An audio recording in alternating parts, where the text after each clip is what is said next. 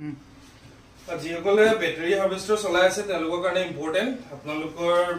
grazing বহুত important হয় grazing যদি ৰেগুলাৰ নকৰে তাৰপিছত মটৰত প্ৰব্লেম আহিব তাৰ কাৰণে প্ৰতিটো মেচিনত এটা গ্ৰেজিং পইণ্ট থাকে এইটো আপোনাৰ হোচাৰী মেচিন হয় ইয়াৰ এইটো গ্ৰেজিং পইণ্ট হয় এই নটটো আপুনি খুলি ল'ব এলএন কি এটা দি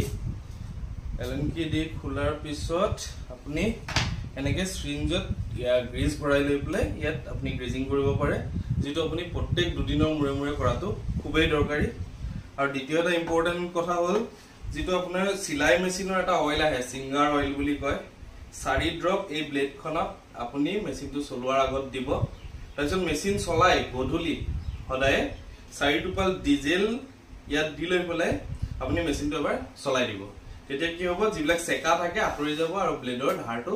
কমি না যায় তো এই তিনটা বস্তু ইম্পৰ্টেন্ট এটা হল গ্ৰেজিং কৰা ৰেগুলাৰ গ্ৰেজিং পইণ্টেদি আপোনালোকৰ বেলেগ বেলেগ মেচিনত গ্ৰেজিং পইণ্টটো বেলেগ বেলেগ জায়গাত থাকিব এটো এলএন কি এটা লাগিব আপোনালোকক দ্বিতীয় কথা হল চলোৱাৰ আগত যেটো আপোনালোকে নাৰিকল তেলো দিব পাৰে নাইবা যেটো সিলাই মেচিনৰ সিঙ্গাৰ অইল আহে সেই অইলটো দিব পাৰে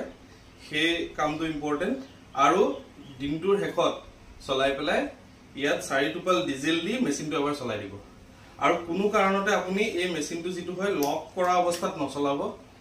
অলপ দেৰি চলোৱাৰ মুৰে মুৰে এটো আপুনি অকমান অফ কৰিব মেচিনটো অফ অন কৰি থাকিলে মেচিনটো বেছি দিন আপুনি সাৰ্ভিস পাব আৰু ৰেগুলাৰ যদি আপুনি অটো লক কৰি পেলাই অন কৰি পেলাই চলাই থাকে পাত নাকাটোটো মেচিনটো চলি থাকে তেতিয়াহলে মেচিনৰ লাইফটো কমি যাব